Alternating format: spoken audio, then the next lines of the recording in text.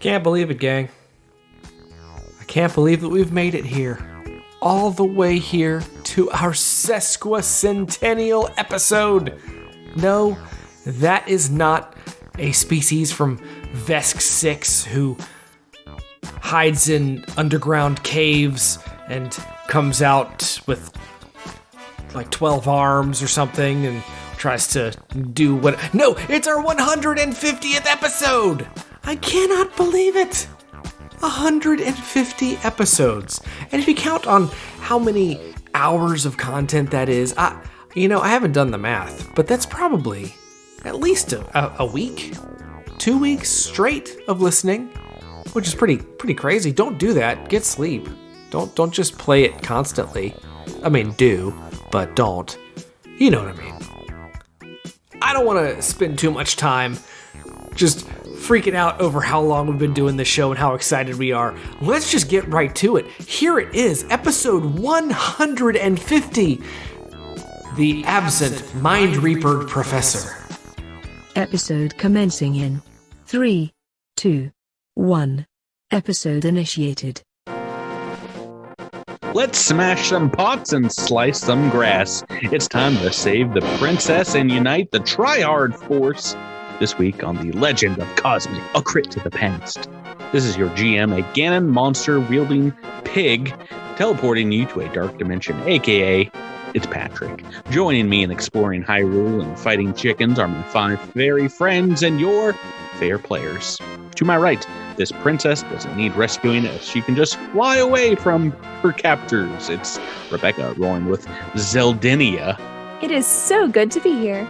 Across from her, this ball and chain knight is swinging a grenade in your direction. It's Drew delivering Echo 7. Ha!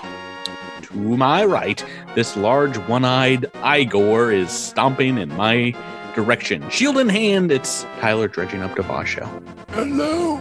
Across from him, he's pulled his master sword out of magical thin air. It's Jabert playing his Trest. Oops. And across the digital table, if you try and cut this little bush down, you're gonna get pronked up by its Miles mixing it up with Sprouts. Good evening. Yeah. How's it going, folks? Hey. Pretty good. How are you doing, Patrick? Doing very well. It's hard to believe that August is over, summer's over. We're moving on into other seasons. Yes, So this has been 2020 has been the longest decade I've ever had. August has been pretty long. Particularly hard for me to believe because we are recording this at like the beginning of August or like mid-August, I guess it is right now. So very hard to believe that. But this is not just your ordinary episode of Cosmic Crit. This is episode 150.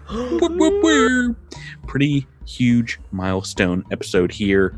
And also in the month of August, we passed by our 3rd anniversary as a podcast because we started in 2017 in August. Yeah. It feels like it's been like 10 years. I think actually It really has. When we're recording this, it was probably like almost 3 years to the day when we were recording episode 0 and episode 1. We recorded both of those like back to back in one night. If you guys recall. It's crazy.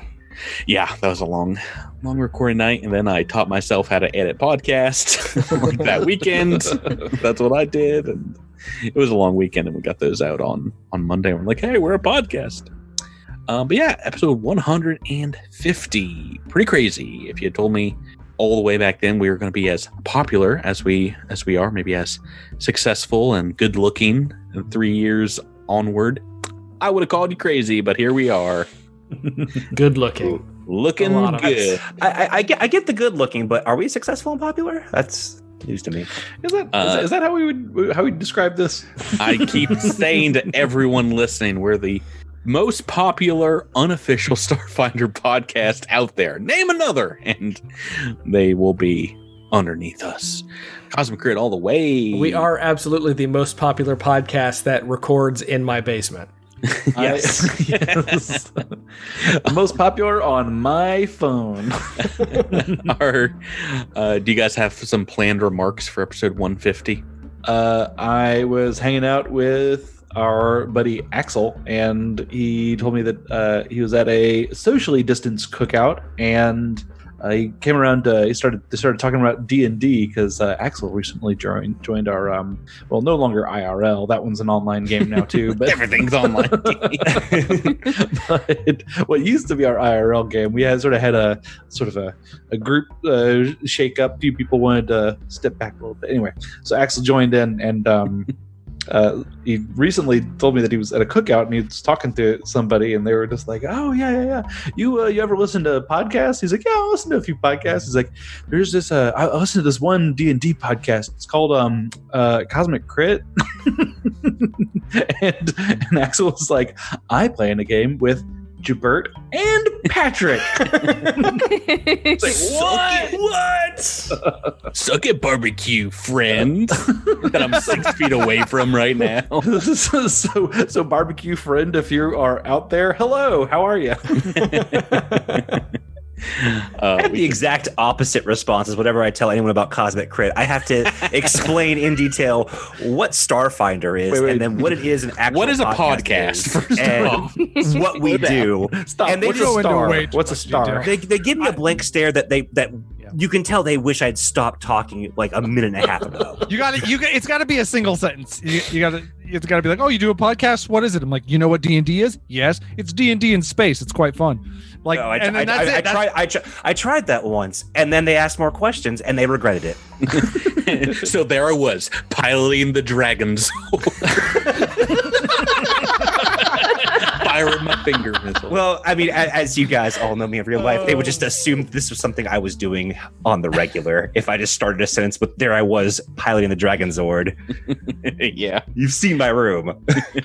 No prepared statement so much from me, except you're bearing the lead. We've taken a little break from podcasting. We did some streaming earlier in August, but my unprepared statement is congratulations to Jabert, because you and your wife just gave birth to a beautiful little baby girl. Well, just his wife. My wife did most of it. So You had no part in it whatsoever? I don't believe that. Congratulations on datifying yourself. Yeah. And I guess now is the time that I go and get a new key to the kingdom of making dad jokes. You and Drew have full permission now, and nobody else. Yeah. Well, I was just pulling up a list of Starfinder names that I could refer to little baby as. I'm going to call her Desna. I was about to say, don't give her a goblin name. Which is funny because we called Drew's son the Goblin King when he was born. Oh, right. That's true. We don't call him that anymore. That was on The More You Nerd, right? Yeah. Back in the day, yeah. Oh, so been a pretty wild month for you, I imagine. Yeah. It's been crazy, but I'm excited to be back in the old recording studio, as it were, with you guys. I've been missing some Starfinder. Speaking of missing something, the last thing I swear in this intro before we get back is last week we missed a critical shout out, or 2 or 3, because if you recall, there was in these combats some pretty insane critical hits, and we were all just flabbergasted by some of the rolling. So yeah, a bunch of combat was fairly hard and went very quickly, and yeah, we didn't expect to have that many crits. So before we get back into this week's episode, I just want to thank some of our Patreon subscribers, $10 above level, Amy H, William M, our good friend Wookie Gunner. I want to thank you guys for backing us on Patreon, making those crits and potentially more in this episode possible. I forget how many we missed, but I went back and listened to it. I was like, oh no, we forgot all about this entire system that we had set up. Nobody's ready for that many crits. Well, now that I say that, I don't even have my crit cards ready for tonight's episode. I forgot about that again. So Gosh, we're gonna have to pause as someone rolls a crit. So nobody rolls any 20. Get him ready. I'm owed one. Don't you dare. I feel like I owed did a natural 1 last time. Guys, welcome back to Starfinder, to Cosmic Crit, and the historic Zessh University, where we've been adventuring. You guys have passed Bug Anatomy and Ecology 101 and graduated from your Advanced Fire Studies course. Are you guys ready to make the grade this week? Can this class be virtual?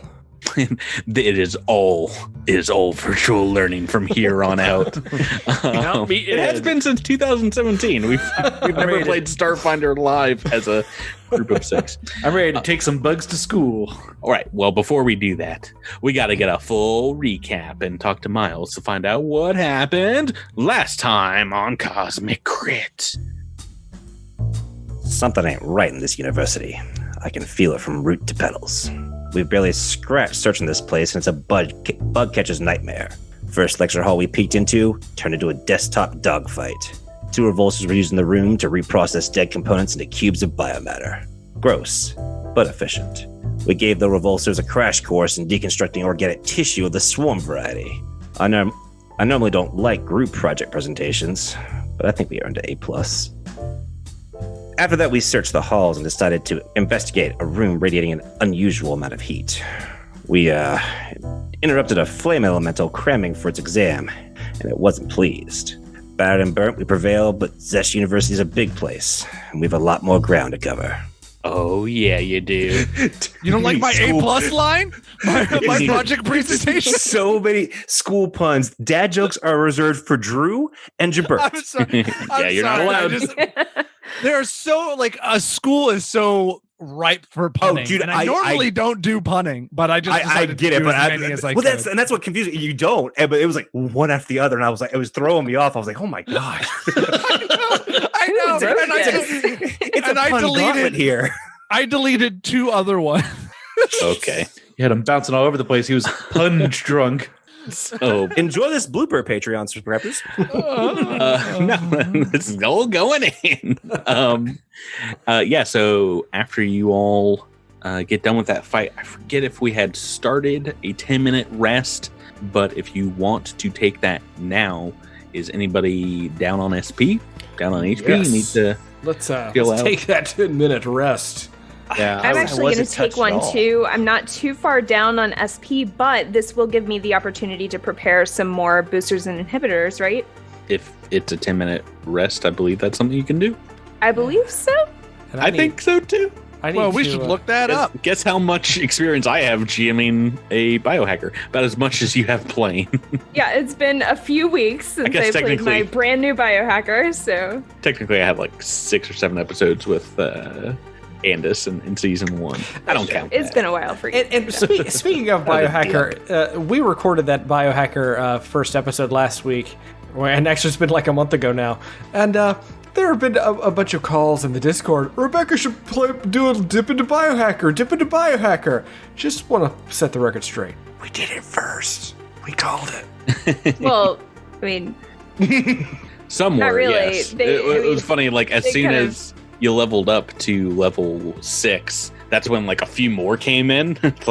Just wait until these episodes are edited and weeks pass. I guess I can say now, one of the main reasons we have been recording episodes ahead of time is because of the impending birth of Desna herself incarnate.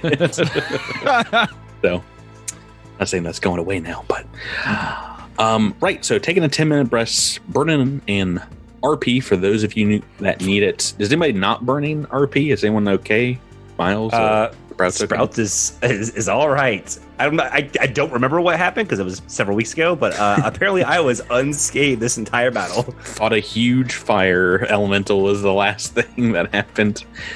Tyler? For the record, I do not get to do this because it's after you've rested for 8 hours that you get to spend 10 minutes to activate the ingredients to create biohacks. So, alas, I'm down to 2.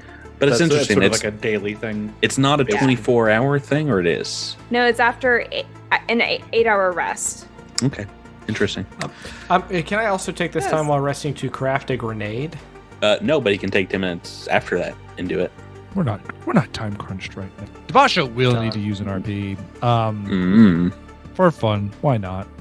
It does say each day after you have rested for 8 hours, so maybe that implies every 24 hours you can do that, but you have to rest for 8 hours first. That sounds more like the Starfinder I know and love. Eliminating those so you can't do it 3 times a day and just wait 8 Just hours sleep between every constantly. fight. Well, you actually don't have to sleep. You have to rest. Oh.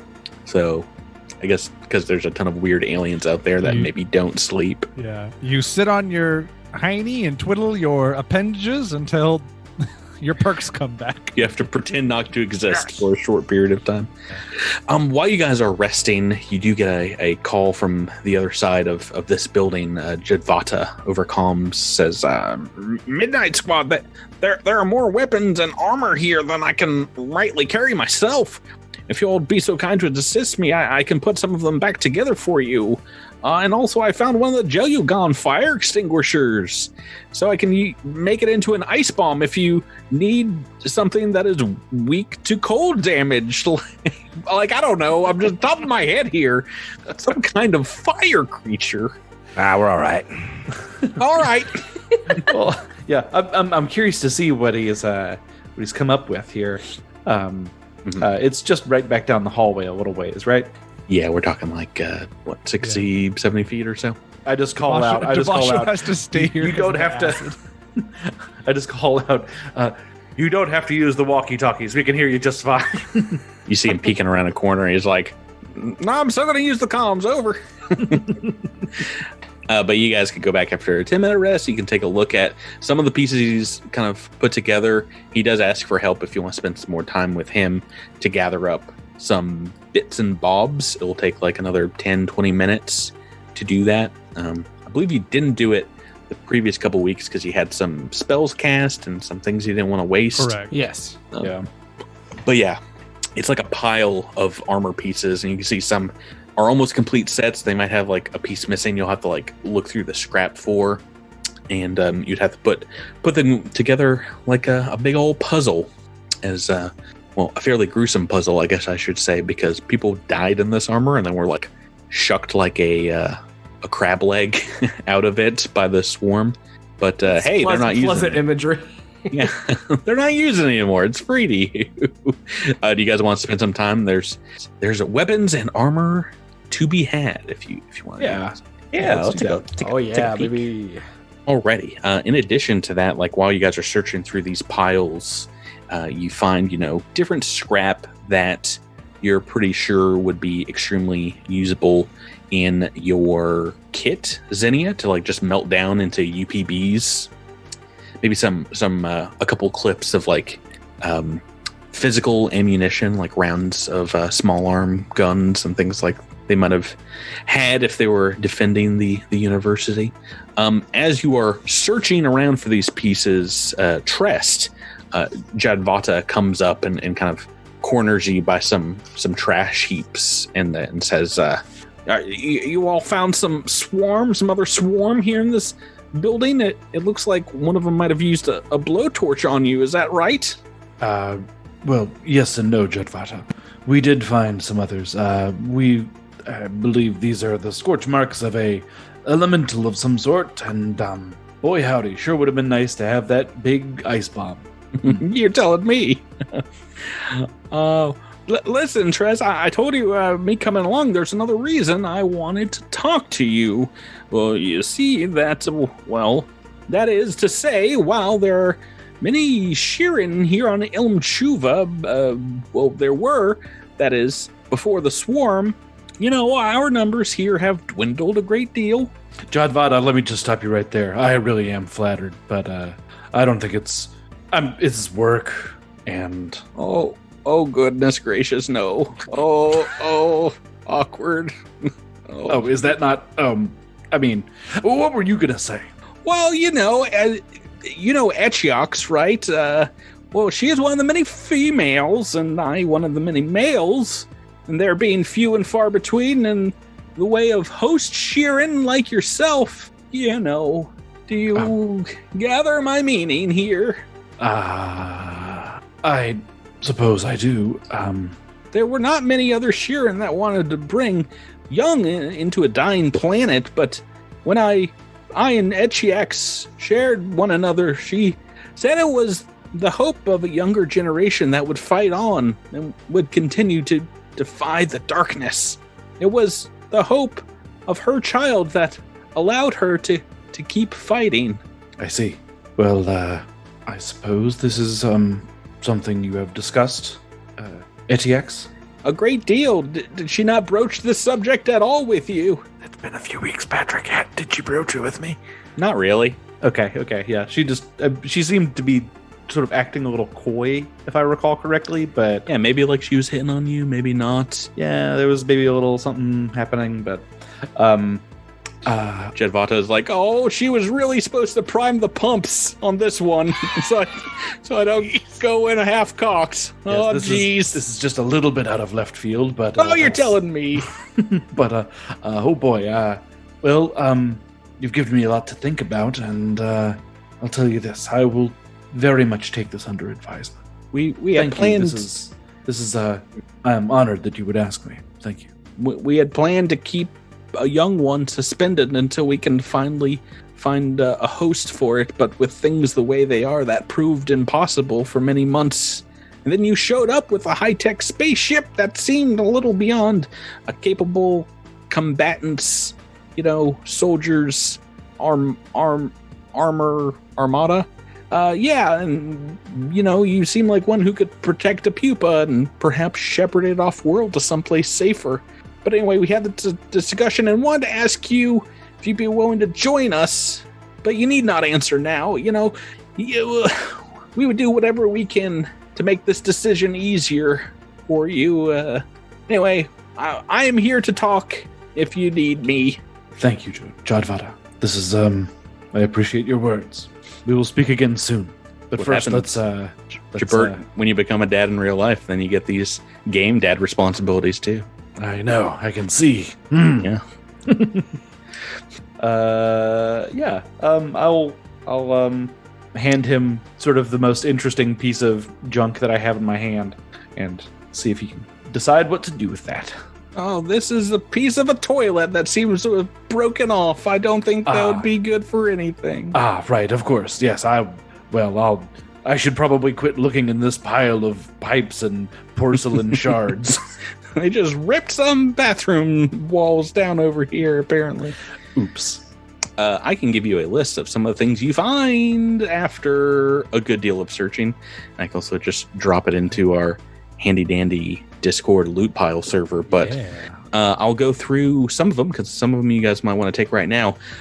Multiple sets of armor. We got 3 suits of casual station wear. That's right, level 1 armor, guys. Hold on and buckle up. It gets better from here. There is a suit of Defrex hide armor, a suit of thin plate armor, 1 advanced Doshko, a tactical chitin blade, which is like made out of like chitinous leg material. There are 60 small arms rounds, and if you spend the time melting them down, maybe a couple hours, about 2,400 UPBs worth of scrap here in this main chamber of the university, where it looks like they set up all these barricades of debris and scrap and stuff. And you were saying that I can use the device that the BBRC gave me to break that down to UPBs while we're here, or is that something else? Yeah, sure. Okay. If you So like, is that- set it up and get it cranking. So is that chitin as in like bug chitin, or chitin as in like shadow plane evil demon chitin? Pretty sure bug chitin. Okay. I don't know if it's in armory. Is it with a CH or with a K? CH, Okay. good sir. A tactical chitin blade is from Armory page 52, if memory serves. The tactical. It's a level 4 slashing weapon that is a sweeping blade of chitin based on technology recovered from the swarm. Kind of like a sickle of like a sharp leg attachment. Sounds evil. Yes, a natural part of a creature's body was kind of chopped off and formed into a weapon that can be wielded with 2 hands and Anything else? Oh yeah, bleed critical looks like. Bleed critical is an analog weapon, not archaic, that kind of thing. A basic weapon as well, so most anyone can use it if they're looking for one. We like our basic weapons here. Yeah, and there's an advanced Doshiko in there. Does anybody want does anybody need to switch out armor or want one of these weapons? You said Defrexide? Defrexide, yeah. I think you've probably got... Well, what's your light armor that you're using inside the... It's not superb. It is... I marked it on a different sheet. Defrexide is level 4, and it's got a +5 bonus to each of the ACs. If you want to spend some time altering that armor, slip in and out. Tyler, anything you want here? Doesn't sound like anything I can use. You can't use an advanced Doshiko? Don't think so. I don't think I can wield that and my shield at the same time. Shield doesn't require two hands, does it? The moat in my hand, I believe. No, your moat like floats alongside you. Your moat turns into the shield. Yeah, but you have to hold it in your hand. You coalesce your solar moat around one of your hands. Oh, is it Doshiko 2 hands? Yeah, that's Okay, maybe that's what I'm thinking of. Yeah, It is a nice weapon though. It's a 2d12. So normally, I mean, you're absolutely right. Normally the moat floats around, but whenever I have to actually form it, I think it does take up a hand, and I can't. And the Doshiko's two-handed, so I don't think I can use them together. I could just use it normally with no shield, but since the shield is kind of a part of everything Devasho is built around, I feel like I kind of should stick with that. Sure, the shield will never be taken away for any reason whatsoever. So you're right. Just rely on that one weapon. I can. I have the Singing disc. Yeah, I got the MVP. Got two, baby. I felt so bad during that flame elemental combat because I was just back there throwing the disc like I'm not getting near that thing. Xena warrior princess in it. Yeah, yes, really right where the tank should be at the back of the party with range combat. Trest, Jabert can use. I was thinking about it, but I took heavy armor, not advanced melee proficiency, so can't really access that one just yet. It's just a -4, right? Yeah, easy peasy. Okay. All right. Well, let's continue on. We're about maybe half hour or 40 minutes or so into you guys cleaning up, tidying up. It will take hours more if you want to start melting stuff down into UPBs. Jadvata once again says he's free to start doing that, Zinnia, if you bring that up with him. But regardless, you guys can continue on. Where are we going next in the university? We're going to the registrar's hall to sign up for classes. I think that's where we're headed, right? No, not at all. Maybe not the registrar's hall, but the offices, right? We're looking for the professor's office. Yes, so you're in like a science-ish, or you're in some kind of building where both the lectures hall are, which you've already sweeped out on this floor, and some offices, and they look like they're around the bend in a hallway leading to the east. There is a set of double doors here on the eastern wall. Did you want to check that first? Is behind a good deal of acidic puddle that is just completely impassable to Devasho. Can Zinnia just kind of crack the door open? I'll fly up over the acid puddle, see if there's anything worth going through acid for. Yeah. I mean, you can just fly over it yourself, but I'm gonna reveal what you've all been waiting for. The bathroom. Not only a bathroom, but a bathroom with large toilet stalls in it as well. A unisex alien bathroom, stalls of various sizes. And what hits you, Zinnia, is just a perfunctory smell of dank old sewage. It seems like this room has not been aired out in months, and Perhaps like dookie. Perhaps the stalls are out of order, or in a more colorful way to say it, smells like dookie. Thank you, Miles. I'm here to help. The giant alien tick that was sucking stuff out of the ground couldn't do anything about this one room. Yeah, nearby. couldn't eat the septic tank, huh? No. It's just, You're You're asking a lot for a massive gas guzzler. As a gas guzzler. So obviously you want to spend some time in here, Rebecca, and do a full catalog of... Lydia, perhaps you should take a sample. No, no. I think as much as Zinnia loves Really samples, get in there. This is one she will skip. She's going to slam the door, turn to her cohorts, and say, "There's plenty to smell in there, but nothing to see." Let's move on. I don't want to... I mean, it was the author, Liz Liddell, of this AP that brought this up. All the bathrooms we've seen in like Starfinder have been medium-sized, and now we're getting hit with large-sized bathrooms. Just imagine. Can we see it on the map? I've revealed it. The room for Devasho in there. Hey, Devasho, if you need a break. Oh no, here it is. Oop, I didn't actually reveal it. He's been holding that Duke in for months. As much as I appreciate a bathroom that incorporates accommodations for large-sized individuals like myself, Look at the side I am of not it. wading through acid. You have to walk through acid to take it. just to go into that.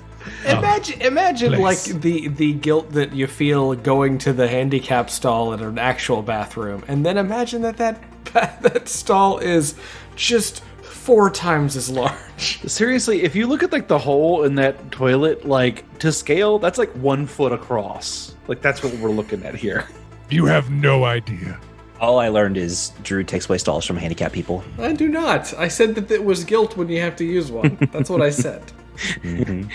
Also, you feel like you're on a clock. Like any second, it's going to be like a bus full of people that all have to go to the bathroom, and they're like, "What the heck is going on in there?" So as much as I hate to skip such a large bathroom, I mean there's it's probably treasure in there. So it's like on the size airport of the bathroom room. long. No. I will point out that if smell is a concern, Echo 7 does not breathe. I can check it out if you want me to. There's acid in front of it, but you may for not it. breathe, but I am sure that you are equipped with smell sensors that relay all sorts of Colorful information to your brain. Yeah, Turn those off. We don't need those where we're going. I'm gonna flip a breaker in my body and make sure I don't have to deal with that stank. It's like Data, who can turn his emotion chip off and on when he needs to. Well, yeah, it's like, oh, robots can't do that at the flip of a switch. It's like, we could just hold our nose, you know? It's not like crazy different. Or we could just all activate environmental protections and it would not be any... Yeah, but it would coat the outside of your suit. So the second you take it off, yeah. I'd be like, oh, you're getting hit with that stank wave. Ugh, Okay. yuck. Moving on, you guys want to squeeze through the rest of this hallway here and head back west. It looks like it goes north and then west to a very long hallway with, oh boy, 9 doors in it. Great. It is Absolutely wunderbar. There is a sign on the eastern wall here that marks these as the professor offices, different doctors' offices. And from your peeking at the directory, you are, I mean, they're listed 1020 through 1028. And if you want, you can go straight to Professor Galchak's office bypassing these other rooms. His was marked on the directory as 1026, or you can start cracking doors as you go. It's up to you guys. What do you want to do? I say we go to our destination first, and then we can backtrack if we want to check out other rooms. Well, right? which Sounds like a good idea. Which destination is it, though?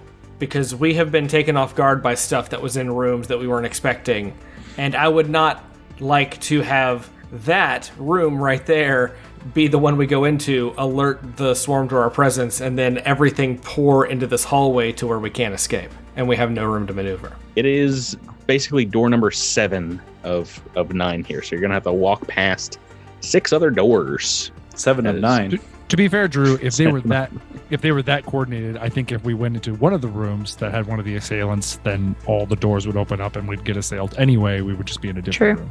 Yeah. I mean, I don't know if you, but I have there's being brothers. There's being on the side that we can get out into a more open area, and there's a 10-foot hall. There's 5 of you guys. You can just take a vote as players or as characters if you want, what you want to do. If you want to go straight there, or if you want to crack these doors as you pass. I wouldn't recommend doing both and splitting the party, but it's up to you. There's also a third option. I I would agree with Zinnia typically, or in this case, it seems like maybe we should prioritize the professor's office that we're trying to get to. And then anybody else for team go straight to 1026? I think I'm on that team. Oh, okay. That's a majority. So let's piece on down here, unless somebody wants to cause trouble and just open doors as you go. So once again, Zinnia would like to crack the door open and see what's inside before we just bust in. Can I check this door, make sure there's no like heat signature coming off of it? Yeah, maybe a heat signature. We've seen that trap. before, or like a trap on the door. I mean, like, who knows if this guy was guarding some dark secrets? Perhaps he was. Sure. They were a little edgy about their security. Nothing odd that you sense on the outside of the door here. This hallway is deathly quiet, I should say, though. It is like a hallway away from the main kind of like interior hallway in this section of the university. So there's like multiple walls in either direction between you and the outside. So very insulated, very, very quiet. Yeah, go ahead and arrange yourself where you guys would like to be. Devasho, are you squeezing through to continue on with everyone? Do you want to be a part of this episode, or you want to go put together armor with? This is where Patrick guilts me into doing something I shouldn't do. But yeah, he'll try to. Devasho, guard the hallway with your singing disc. Yeah, there we go. Burn from last week. I don't want to crowd in, so this is a very narrow hallway, and it's 10 feet wide. You can fit down the main hallway, but past these acid patches, you will have to squeeze. Yeah, we'll squeeze past the acid patches, and then I'll position myself about midway through the hallway, but about 10 feet away from everybody else.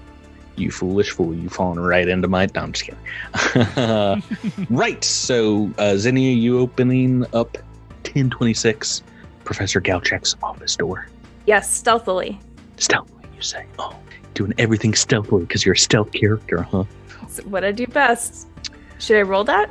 Yeah, why not? Hey, that's a skill you've got. 23. Is it dim or dark, by the way? I think here, potentially... might be dark in the office. I gotta imagine lights, because you just said that this was insulated from the outside, right? I mean, there's no electricity in this building. It's been dead for the better part of the year. Wouldn't that mean it would have to be dim or dark then?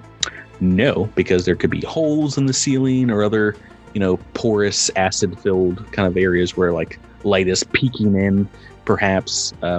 So I think you might get a little bit of dim light here in the hallway, but I don't think these rooms have, I don't think they have windows on them. I don't think they're described with windows. So I'm pretty sure they will be, we'll call them dark. Okay, well, if this hallway is dim and the office is dark, I would think that brings my stealth check to a 25 instead of 23. Oh my goodness, right? What do you roll? Oh, a 6 on the dice. Yeah, not very good. Not good for our stealth character, no. Okay, so what you see as you open up here, I'll reveal an office interior, fairly boring as I give the description. Cracking open the door just a smidge through the darkness, you see a room in kind of an odd assortment of things on the ground here. The office contains a desk, there's a computer terminal kind of broken apart, 3 chairs, and a display case of insectile carapace segments. These objects, though, it's quite atypical, their arrangement. Every item in the room seems to be on the ground and sorted from largest to smallest, starting with the desk and going on down to individual styluses, some data chips, and other small little fragments of things. But most notable among these items in the room is you see the unmoving body of a Sheeran placed between the desk and the 3 chairs in the size categorization. What would you like to do? You've got the door open just a crack. That's what you see here. I think first thing Zinnia would like to do is assuming that's all she sees, would be to go over to the, you said Sharon, right? Mhm. To see if she can discern, like, what the cause of death was or what might have happened here. Go right ahead, and as you step inside, make me a perception check. Okay, and that's a 24. Excellent. So I've been rolling my secret rolls here, because as soon as you step in the door, no secret, just hulked out behind maybe the desk or like in a corner in the darkness here, you see another figure moving slightly towards you. A swarm you have not seen before, but it is a type that is a biped, almost like a Korvox. But as soon as it sees you, it kind of like straightens up a bit, just animalistically arching its shoulders back, and it psychically says in Sheeran into your mind, Zinnia, It will share what it knows. It will relinquish data. It cannot keep from us what it knows. Who are you calling an it? And she'll pull up one of her pistols. oh, you think you get an action on the No, surprise definitely round not. here? I mean, you can have some weapons drawn as you're moving in, but yeah, it just kind of leaps up from where it's sitting and psychically screams. Everyone can hear this. The information must be found. Release the knowledge it contains. We're in initiative, turn, order. Let's make some initiative rolls. Bing, bang, boom. A bing, bang, boom. Goodness. I would love to not goodness. be at the bottom Oh, I'm of this. sorry, I rolled that twice. I'm rolling terribly tonight. This does not bode well for Zinnia, who is alone in this room right now. Yes. Yes. Jabert, did the spell you cast on Sprouts and Zinnia, what was the time frame for that one? I believe that was The minutes per level. Let me confirm. Battle. Yeah, that should be. I think that's when it's. Yeah, we've taken a 10-minute rest now, so. Oh, yeah. If it's minutes per level, definitely. If it's 10 minutes. Yeah, per minutes level. per level. Okay. So- All right. Then nothing special on you guys. We, hearing this psychic scream from behind the door, first up is Sprouts Marlowe. Way to go, Miles. Well. So Sprouts can see this guy, right? Unfortunately, actually, yes. This door that Zinnia has gone through is open, so you can just barely see him. It looks like from the hallway where you're at. Okay. So enough that I can target him for a trick and move. Now, do you have a light source on you? I have dark vision. From did you pick up an upgrade? Someone Mhm. picked up? Okay. Then no Yes. worries about that. I have night vision. With a range of 60 feet. You're just saying it so assuredly. It's like, yeah, I believe you. I'm pretty sure you picked it up from No, I did. either an upgrade or a cybernetic implant. I forget. That was level 4 if memory serves. 3 or 4. Believe so, yeah. Back on Ultranius, all the way back there. Book 2. All right, so no negatives there. You're moving into the room though, you said? Into the room.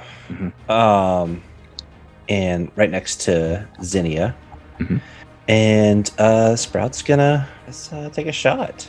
Okay. This is a Red Star plasma pistol. That's a 20 to hit. That is a hit. All right. CR 9 or lower. That is a trick. All right. So for 24 points of damage. Oh my. Good And open. that is electricity and fire. And Correct. we're in tight. Yes. Mhm. We're in tight spots. I am going to use the interfering shot for my trick so that it does not have any reactions until the end of my next turn.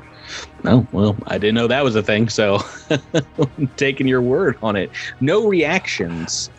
You would have, because that was my big, when we talked about what I got for that Mm. level, that was my big, how do you do? Blasting away his ability to react. Okay. That is not a terrible turn 1, as that is a max damage on the Red Star pistol, and average damage on the trick attack. So pretty good one from Sprouts. We have not seen in a while, and it looks taken aback as this little Rex light pops in the room and really hurts it. Really hurts it real bad. So what? Yeah, that is probably going to affect what it does on turn 1. Boy, oh boy. we're kicking things up to maybe turn 2 or 3 tactics for this the swarm. Yeah, so it is its turn right now, and it's psychically saying, Release the data. Relinquish your information. We don't have no information. It's going to move and just kind of like jump behind the desk over in this corner. And everybody except poor Tyler. Sorry, Tyler, you're not involved in this fun party. Gets to make me a will save. Oh no.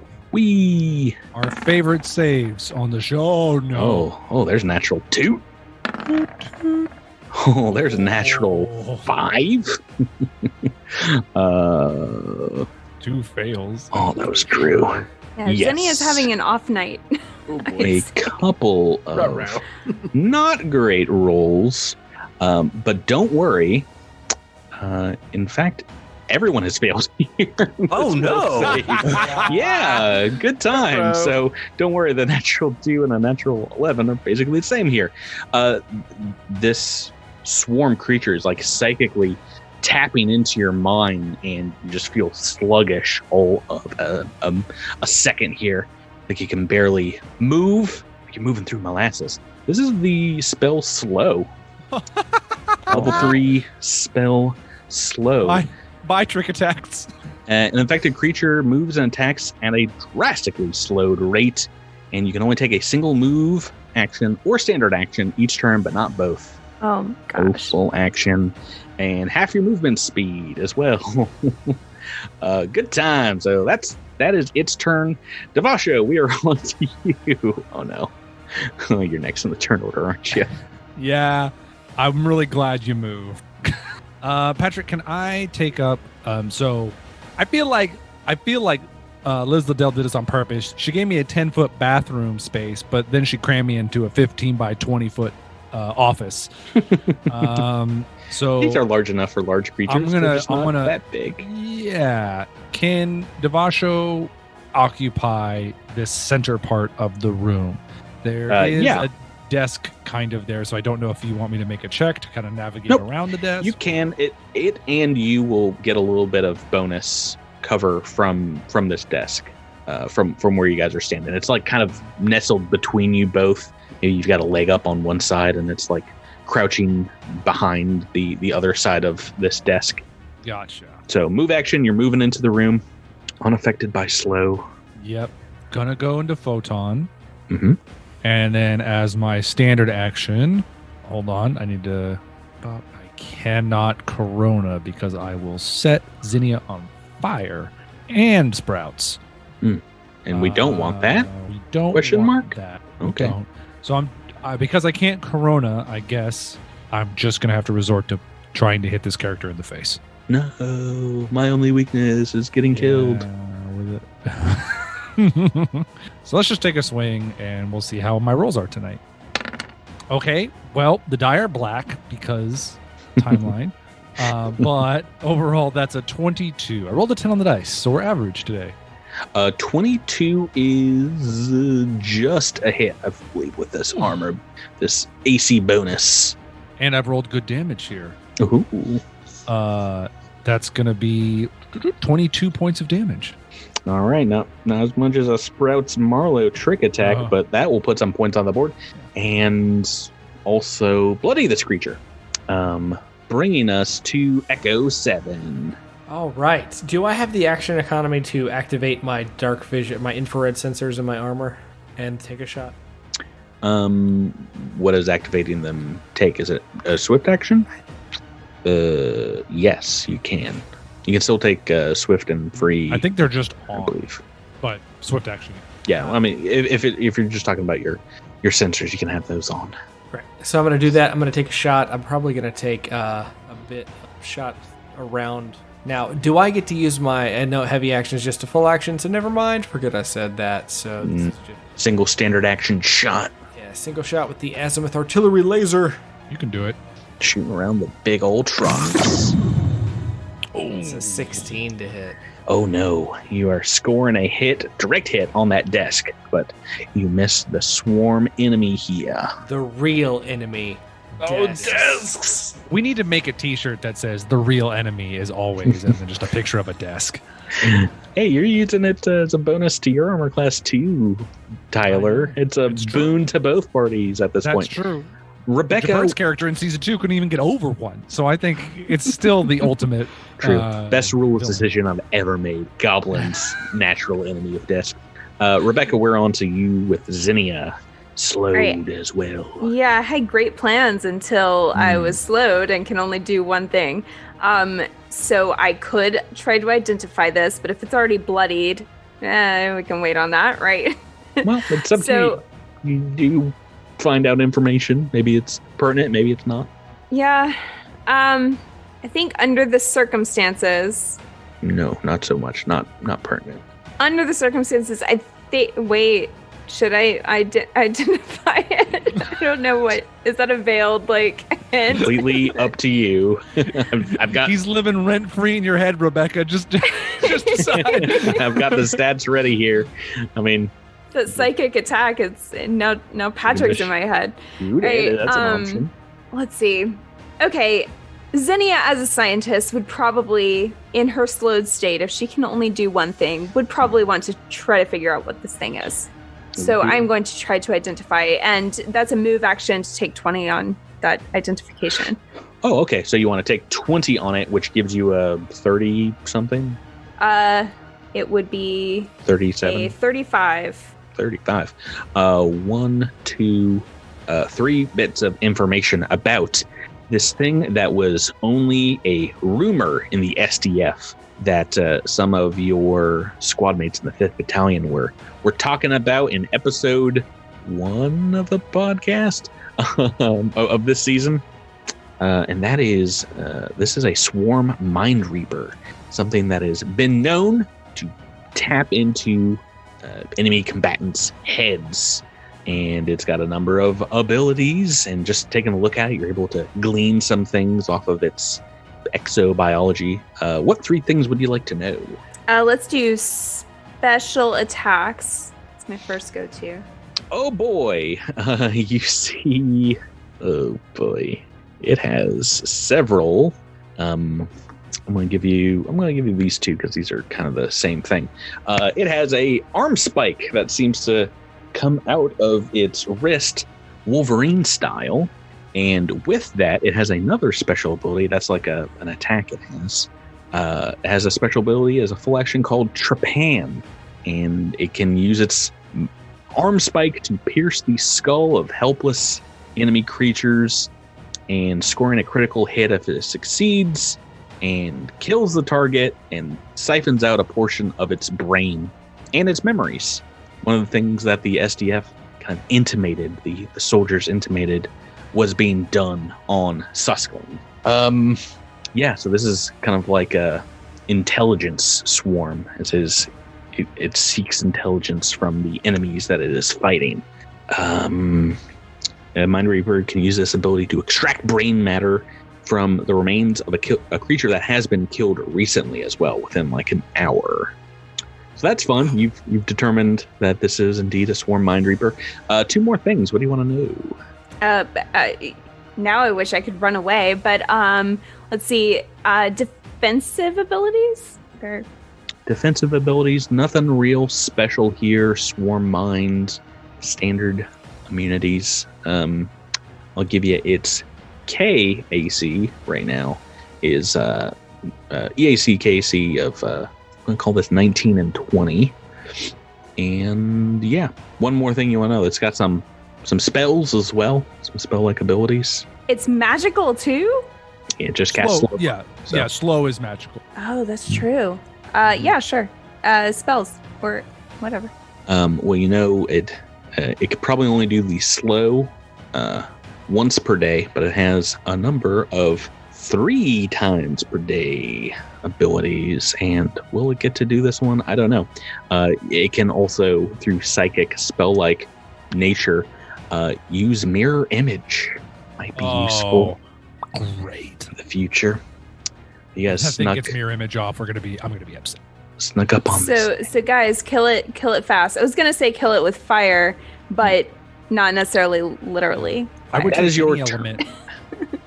Trest, we are on to you. Bottom of the turn order, but you taking a look at this thing seem to have a latent psychic memory of seeing it before. As this is the same kind of creature from your vision that dreamlike state where you saw it descending on the destroyed Imago extractor. You jerk. Well, I'm gonna move forward. I'm gonna sort of like move through Devasho's squares and up around the desk, sort of right up next to it. And so I'm sort of up in its face with a sword. Mm-hmm. And that is my turn. Oh yeah, I forgot. I was about to say go right ahead and make that. Oh, slowed. Slow lasts forever too. Round per level. Okay, turn 2, Sprouts Marlowe. No more trick attack for you unless I guess there is a way for some operatives to do a trick as a standard action now, which is like, okay. I was like, why is that useful? It's useful for when you're slowed. Or want to do something else with the move action, apparently. Wait, so I can just do a trick? You cannot, it's a full action, but I believe in Calm, there was an operative option that allowed you to do a trick as a standard only. It's like, okay, why take that? But I guess I'll just fire my pistol then.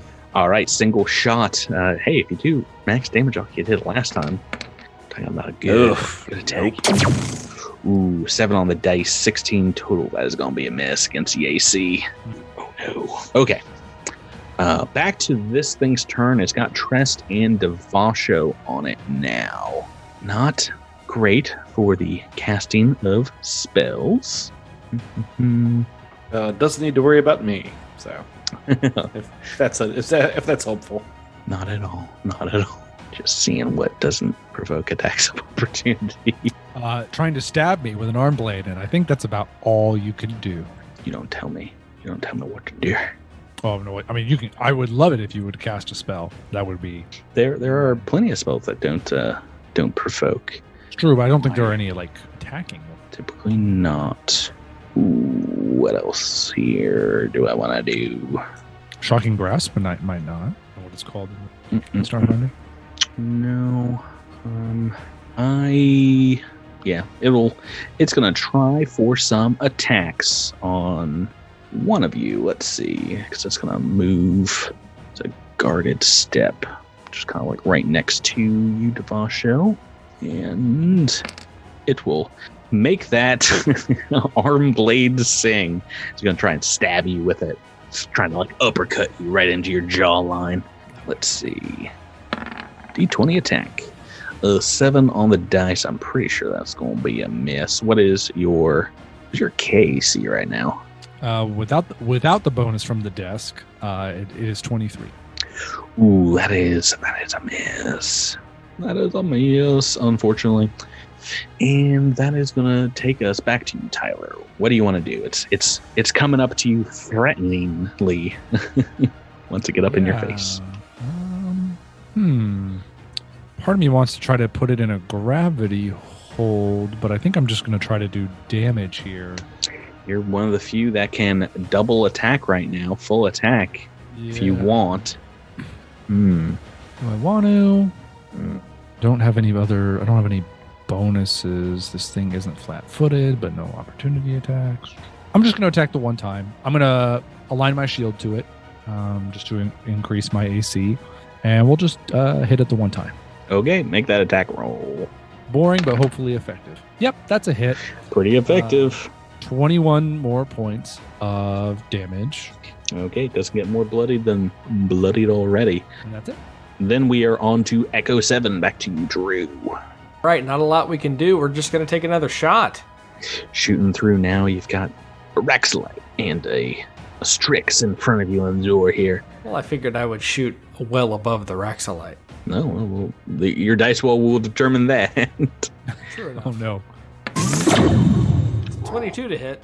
Oh, yes. That is just a hit, shooting over your Raxlite friend's head here. As I was giving them full cover, but against the AC, it's a hit. 15 points of damage. 15 fire damage. Mm-hmm. It's still standing, but he is looking very weak now. Extremely weak. It's still standing. Zinnia, we're back to you. You know what this thing is. You know is looking fairly weak right now. What would you like to do?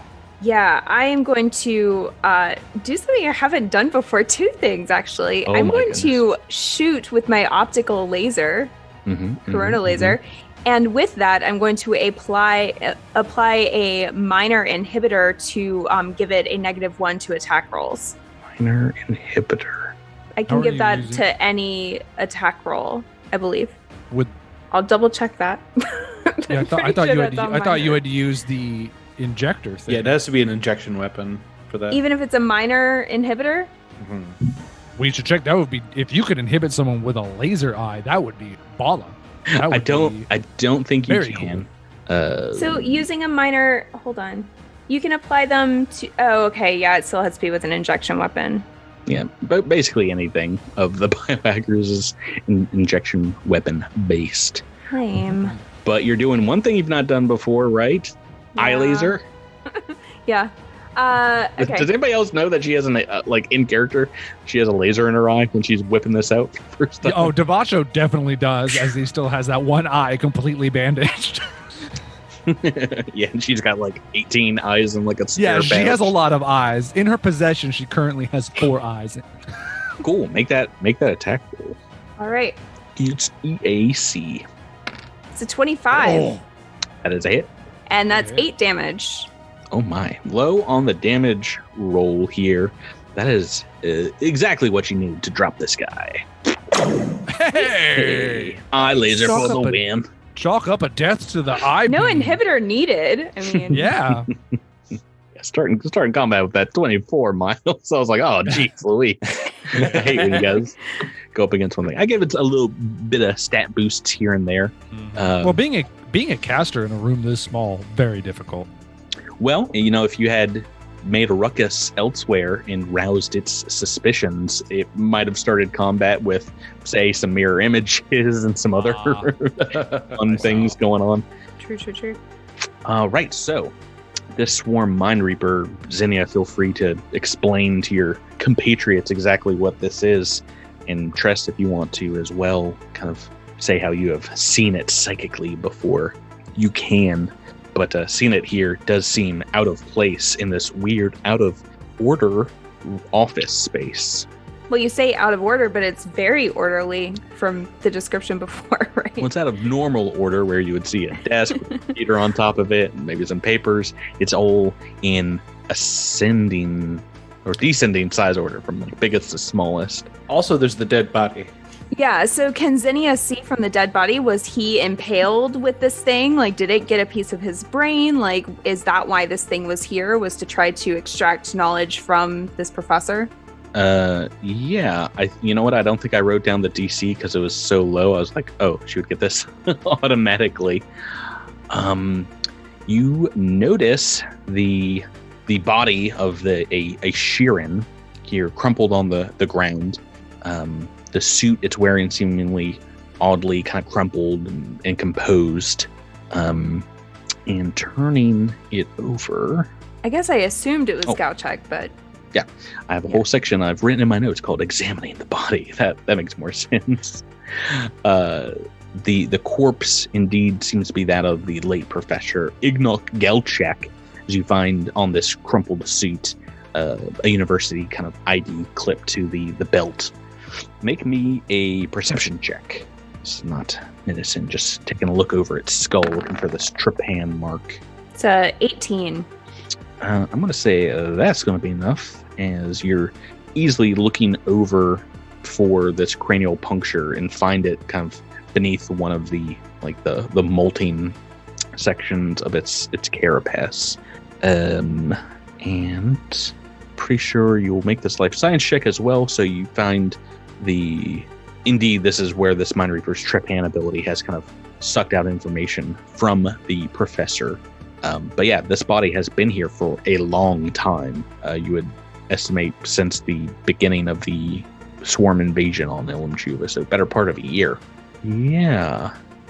Maybe after a little while, you guys looking around the body. I don't think anyone needs to really do any damage. I don't think anyone needs to rest here. So after a while, Jedvata will indeed pop in behind you guys and be like, I'll just check and see. Oh, that's Professor Galcheck. Oh no. Oh jeez. I can tell you this is his office and that's his body. There's a lot of swarm lurking around here, so I didn't want to stay too far away from you guys. Are there some notes that I can start looking over while somebody else maybe looks at the computer? Or Yeah, I'll look at the computer. Everyone can give me a perception check if you all are piling into the room, taking a peeky-boo. Or I could just glimpse the truth. Ooh, see things that might not be there. That could be super good. I always love rolling a natural 20 on a skill check, and then just somebody rolls like a 4 and rolls higher than I did. So yeah, I'm gonna spend a resolve point and glimpse the truth. What exactly? I mean, we've talked about it, but I don't think you've used it yet. What is glimpse the truth? By picking up subtle clues and hidden traces in your immediate surroundings, you can see things as they really are. As a full action, you can spend 1 resolve point to gain the effects of true seeing for 1 round with a range of 60 feet. So this is like your one magic ability. There's a few different operatives can get. This comes with the detective archetype, I think. Yep. So you see through normal magical darkness. You see hidden doors if there were any here. Yeah, basically, if there's something that is important to what's going on, Sprout sees it. It's detective mode in the Arkham games. That's what I imagine. Nice. You pop out the teeny itsy bitsy magnifier glass. Oh yeah. Inspecting things very closely. I'm going to forego some perception checks needed here, though some of you guys might notice some of these things amiss or awry or askew as well. Taking a look in this line of objects in the room, looking at the body, Miles, you notice that Galcheck is indeed missing a ring finger, and you spot it down the line in size order, kind of behind a spoon and in front of like a pencil or something, and notice that there's indeed a magical ring still attached to this desiccated finger. Sprouse is definitely going to take the ring and kind of examine it. I think I'll give you this one for free as well. This is a ring of sustenance that was on the professor's finger.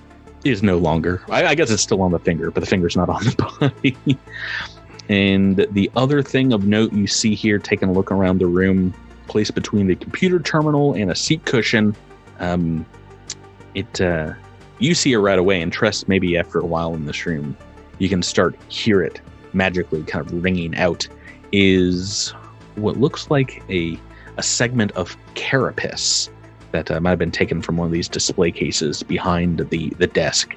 It is radiating a magical aura, and it is indeed a talon weapon, very much like the other weapon blade. The chitin blade that you just found is very similar. It looks maybe a little bit more archaic, and Sprouts, you can tell this might have been recovered from some kind of dig site. And looking over its handle, you can see it has some similar symbols that you saw in the cave of friendship, the Hylaxian caves underneath Ultranius. Hylaxian symbols, and in the kind of proto-Shirin written language, the cryptic phrase, quote, "blade of the 6th molt," end quote. Just kind of like worked into the grip, like carved right in there. This one, I will need you guys to make a mysticism check to see if you can figure out what exactly this is. Anybody that's got it can roll it. Oh no! Oh, Jabert rolling. That's all I see, Jabert. I really thought that Devasho was gonna get the. I know. I that did one. too, Tyler. I was like, all right, Tyler gets time to shine. Tyler got a skill check, guys. A natural 19 on the dice, and then Jabert was like, "Get out of here, Bringing that daddy energy in here.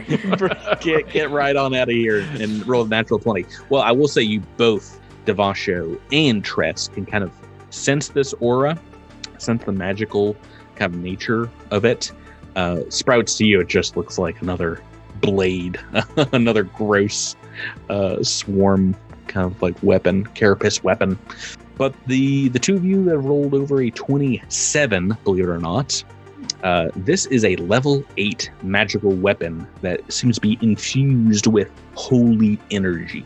Ooh. It is indeed an axiomatic warrior talon, magical ensorcelled blade that, when wielded by a true believer, as axiomatic, would bypass the DR of Swarm up to a certain amount. And this is another weapon from Armory, I believe, and is a modal weapon, and it can be switched between either doing slashing damage or a fully acidic damage. So it kind of turns into the spike that just injects a splash of acid onto an enemy. So it can move between EAC and KAC kind of damage. And Wow.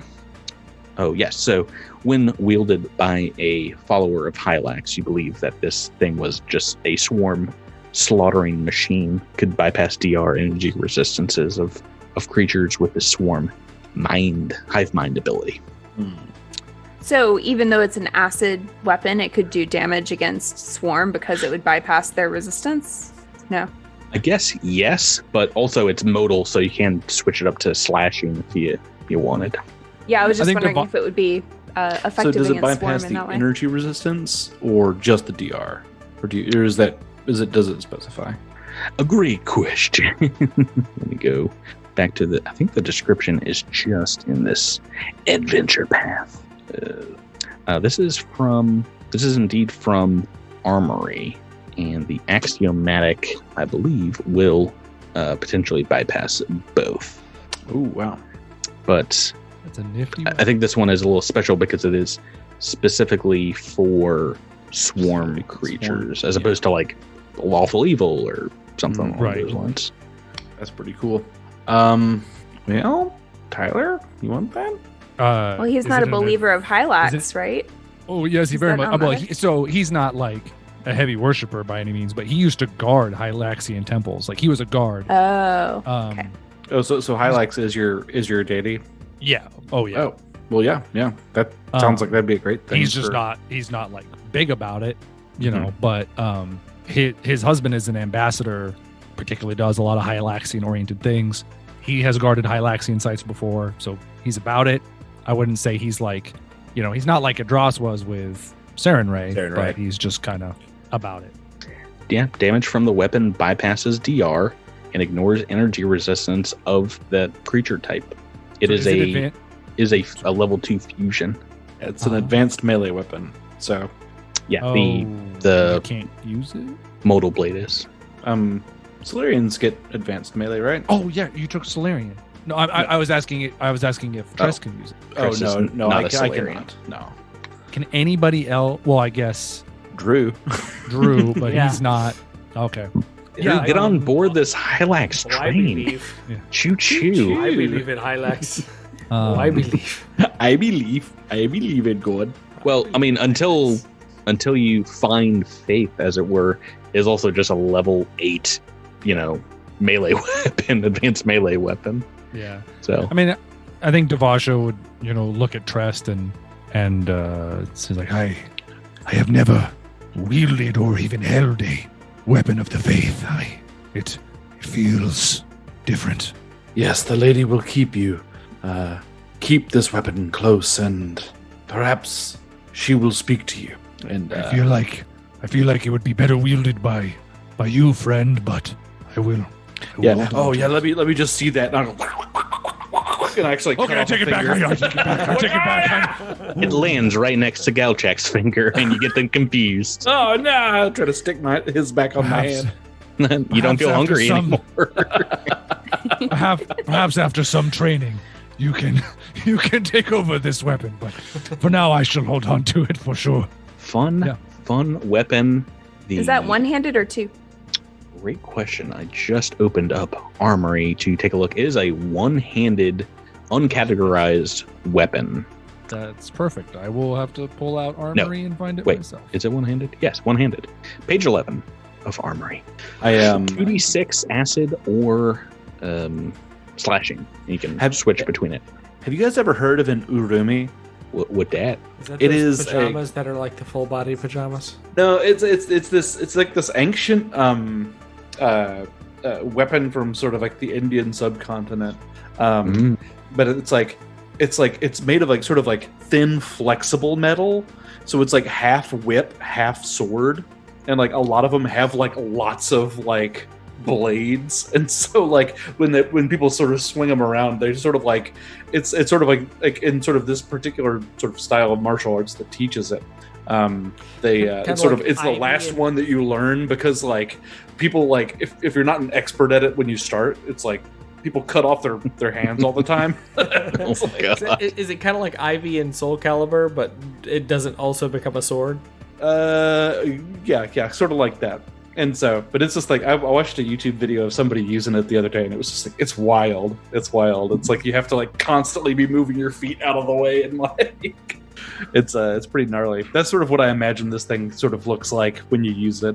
Blade of the 6th Molt. I'm glad you guys rolled high on that mysticism check. I said it very high, but it's a level 8, rare weapon. So yeah, that's pretty cool. It's like 12 plus 15, so DC 27. Here's what I've written if you didn't get that. You aren't sure exactly what this weapon is, but it seems to be of great religious import to Hylax. Maybe research it later. You might want to find out what this does. Right, so Jadvad is looking through things, and not much in the way of papers here. There might be some piles of papers that you find like kind of stacked up in this descending order of items here, Trest, that look like students' papers and not of great import. Half of them are graded. They got like, low C's. So it was like a freshman class. But yeah, the only other thing really here is this disassembled computer. Can we assemble the computer? Fairly easily, yes. There is no power in the building, though, so plugging it in does nothing. Can we run it on a battery? A single battery? Yes, maybe. Make me an engineering check. Okay. 23. Yeah, so you think if you take a weapons battery and kind of jerry-rig it in, you might be able to get like a minute of usage out of it, maybe 2. But it would... I've got a couple of extra batteries. Can I hook up a couple of them and get more life out of it? Yeah, I mean, you can... Yes, that is something you can do. Okay. Yeah, I imagine it like strings of AA batteries, right? Like hooked up to the mainframe.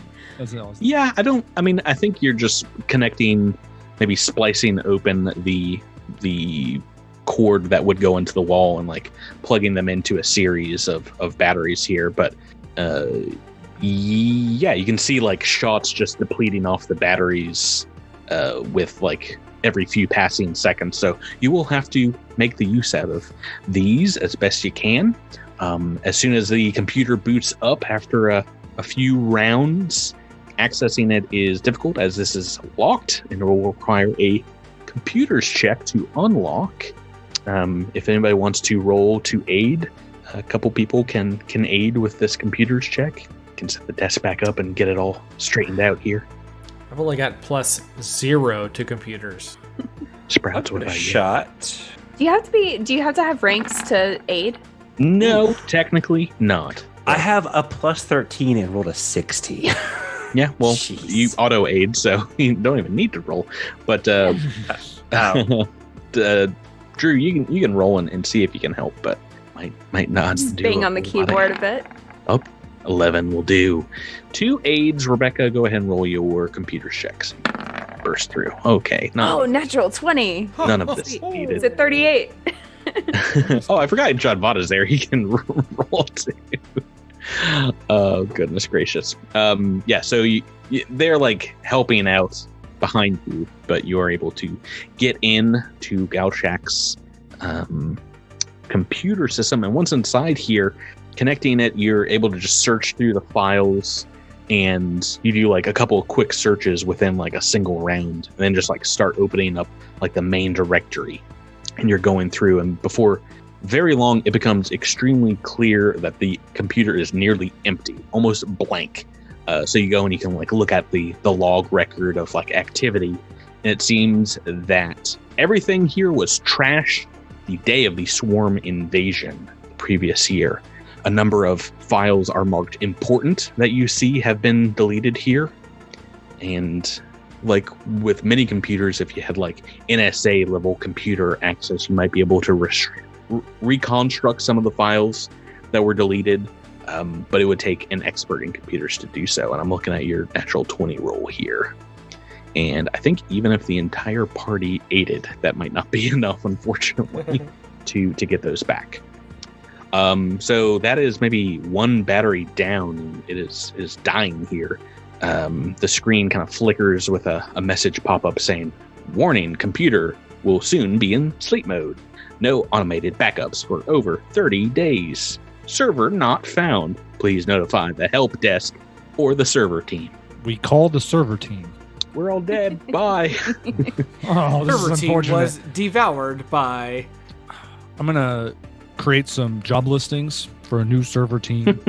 We'll get this sorted out in a couple of weeks. Well, yeah, this just we're gonna have to be patient. I know this is hard. I know we all are eager to get a solution here. Well, we're in a job surplus. What if the rest So of this this is AP is you guys just restarting Zessh University? That would be fun in a way. Got Dean Sprouts and the President Zinnia, and she's I an don't know. alum. Student recruitment would be really hard. Right? You would have some very eager dredgers coming up to you. Freshman class of dredgers, 100 dredgers. Dredgers don't know how to social distance. We'd never be able to open. There's no house. Judd Vata will look over your shoulder, Zinnia, and say, well, all these computers were linked up to the mainframe servers in the basement. Maybe Galchak deleted his computer, but left the originals on hard storage downstairs. This research might be safe if no one was looking at it too closely. To the sub-basement. Well, yeah. I think we ought to check it out. You guys gotta try and find it. If there's still all these swarm here skulking about, then maybe you were onto something. I mean, this data is gotta be important somehow. Making good on my promise to the rest of the team, I'm going to go ahead and start cracking open doors and taking a sort of a cursory look around, see if there's like a bar of gold sitting on the floor or something. You'd be so lucky. We have a new destination, though. Why waste time? We need to go to the basement, right? Yeah, it's up to you guys. There are 8 doors here, 8 doors unopened. I mean, I guess if y'all want to search the rooms, it's fine. I mean, just a quick look. Like I'm not saying like let's spend like a ton of time doing this. Just like open it up, take a look around. We did make a Just promise throw that a we would detect bring magic back- in each room and like just see what we say. We did promise that we would bring back anything useful to Cade companies. So I feel great like doing a swift search is like the bare minimum requirement to make good on that promise. That's fair. Guilt them right and if into we happen to take what we want first. If we need it to defeat the swarm, isn't that really helping Cade Company? Boom, you are busted into room 1028 here, immediately to the left of Galchak's office. Stress is the one you picked. Mhm. And unfortunately, it seems to be a fairly mundane office, not disturbed like Galchak's was really in any way that I can see, and taking a peekaboo about, maybe trying to detect if there's anything magic here. Doesn't seem anything out of place. Continuing on. Why not? Yeah, I'll just look across the hallway. Yeah, check in that room. If we want to just go down from 1028 to 1020, I will give it to you in time here. This one, as soon as you open the door on the opposite side of the hallway, it looks to be just the same as the one across the way. Fairly simple. There's like framed digital diplomas and certificates, maybe some family photos of the professor that occupied the space here. Physical books, an oddity even in the university, as well as some dead, empty planters. This one, though, cracking open this door, you see what looks like a large shipping crate sitting on the desk in the fairly typical office space. A very large crate that looks to be out of place. You digging inside that bad boy? Yeah, let's crack that thing open. Right. So even behind the desk, taking a look here, and inside, you see what looks like a number of technological items. Let's see here. Go back to my notes. Sweet loot, gang. Drew's just waiting for that. You find a level 6 heavy weapon. I remember. Knack mode, trying to go through rooms. No, knack mode for sure. There have been parts of APs that you guys have skipped and not gone over. And yeah, I know for a fact, Jabert, that's one of your least favorite things. Oh yeah, you just left behind 5,000 UBBs or something. Right. Whatever, you don't need those, right? No, yes. I am looking at my notes here, trying to determine if this would ping on your magical it's technological or search. I think it might be hybrid, but I'm gonna double, triple, quadruple check. This might be old technological. Anyway, you find several inside the crate objects that are marked as basic mind shield circlets, and several of them are outside the crate, kind of in various stages of deconstruction, reconstruction, maybe configuration. Give me an engineering check or a medicine check. I'll tell you what you know of these things, and Tress might get a little bit of a bonus here if you've got one of these, or maybe just Zinnia will get It's a 28 on engineering. Oh no. Oh, it looked like it was almost an 18 on the dice there, Chipper. That's not going to do. So close, but no. 4 on the dice. You might have heard of these things, Trest, as some Sheeran having used them before, but Rebecca Zinnia is able to identify them fairly easily as indeed mind shield circlets that have been altered from their original design to maybe moderate certain psychic frequencies. You've heard of these things being used by Sheeran that were very afraid after their exodus from the Swarm, shutting off their psychic powers so they weren't potentially able to be called back into the Swarm through psychic means.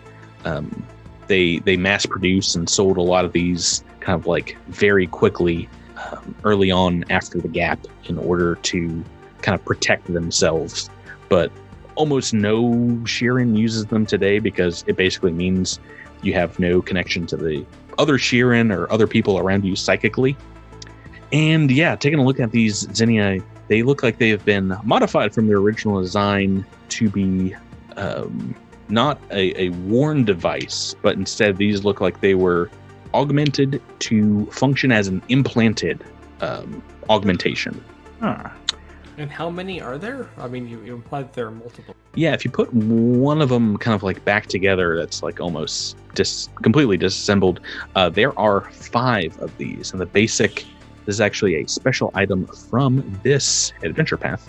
The basic one is a level 3 implant that you can put inside your, I believe it's head slots, and it blocks out psychic data.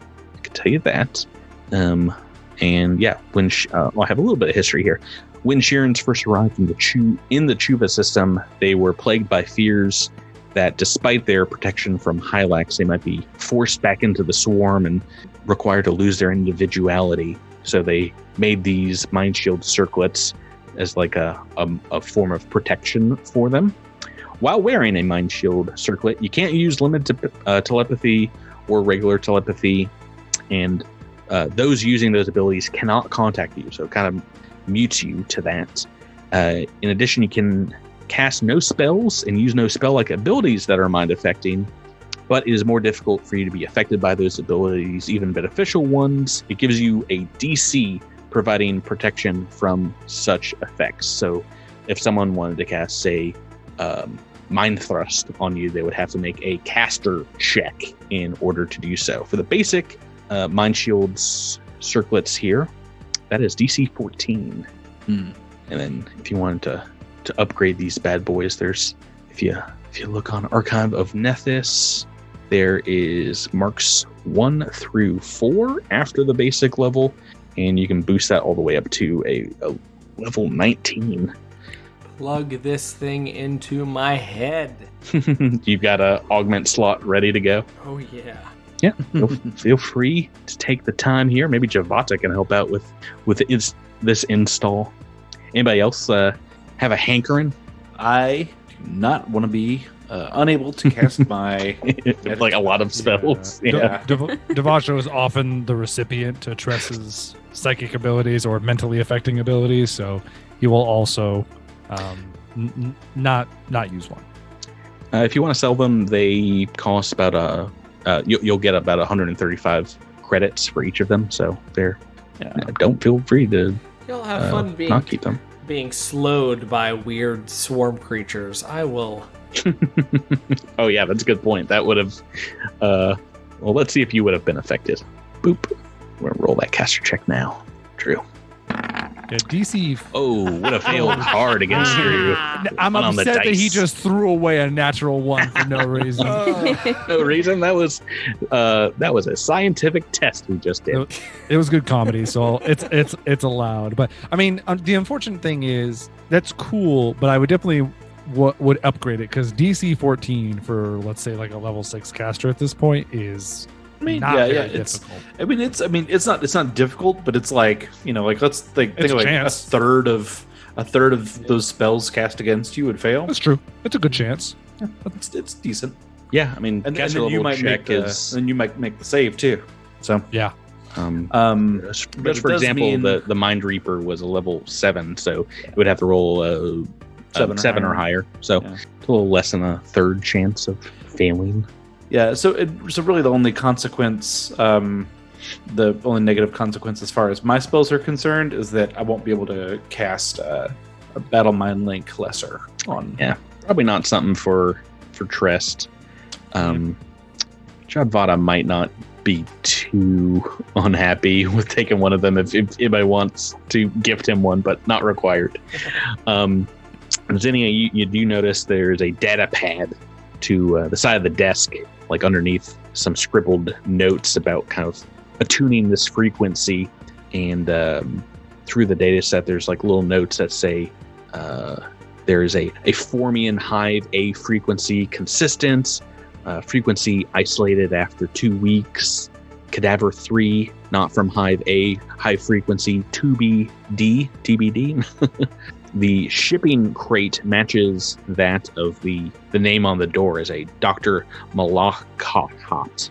And Jadvata doesn't seem to know anything about this professor, but supposedly a psychic kind of like biologist, maybe. I don't think you would know him either. maybe he's new here since you left. Despite the xenobiology background, got it. Okay. Yeah.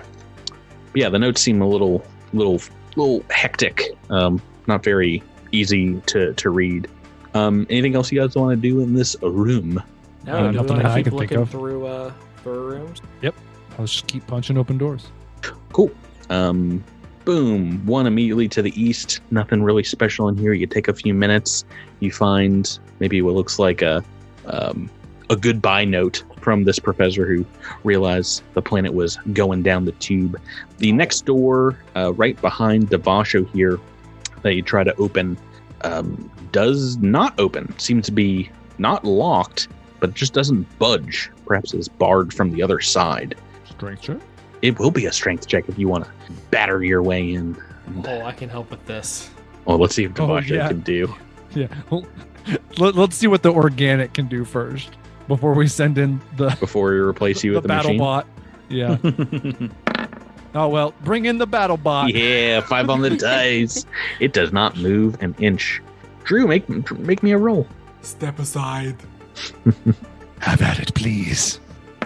Oh, how good are you? 5 I on see the you dice. might be struggling But with I have the door. I have 18 strength with this, so.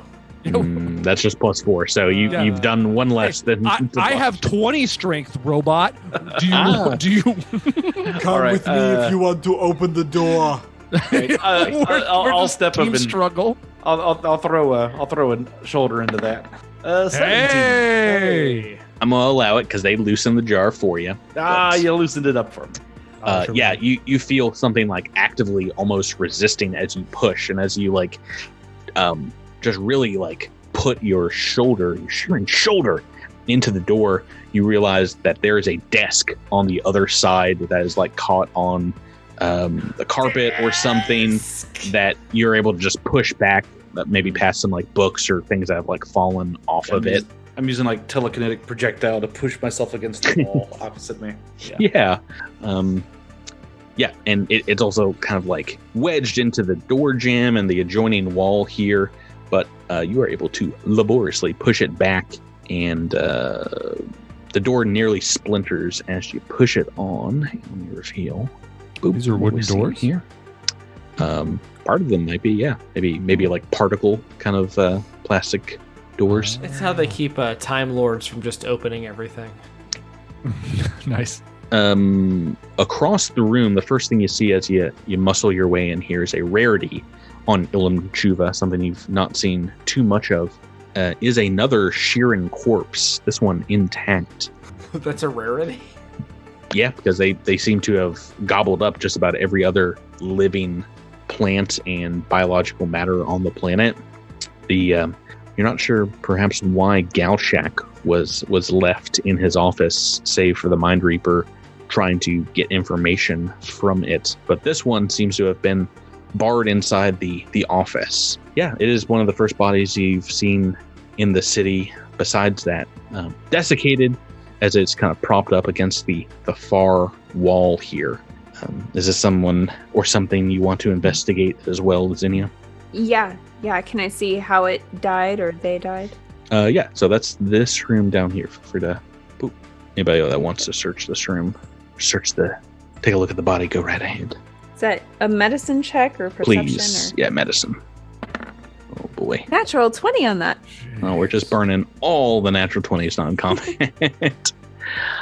You find no injuries on the body. You can take like a look through the skull plates on the back of its head where you found the hole in Professor Galchak.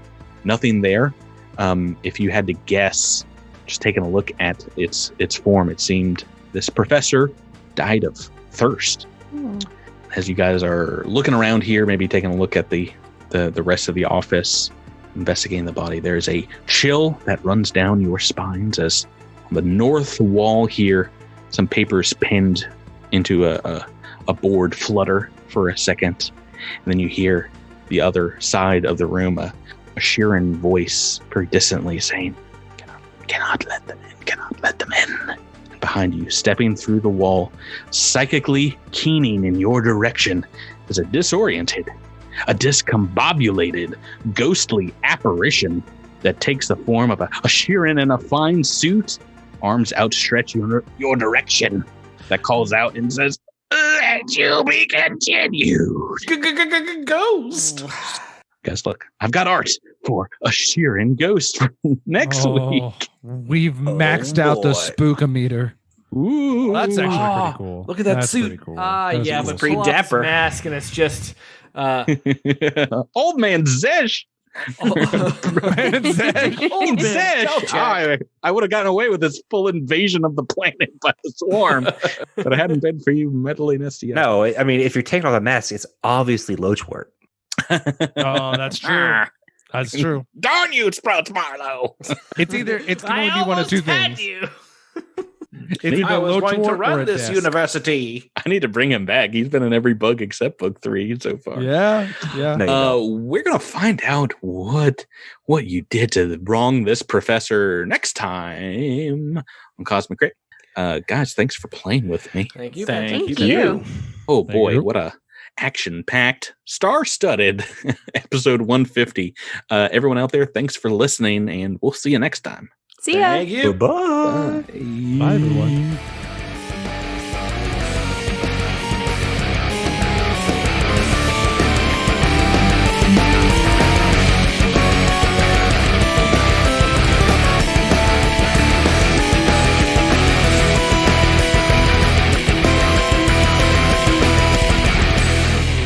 Thank you for listening to this week's episode of Cosmic Crit. This episode has been made possible through a sponsorship with Roll20 and the backing of our Critamander fans on Patreon. Thanks again and have a great week.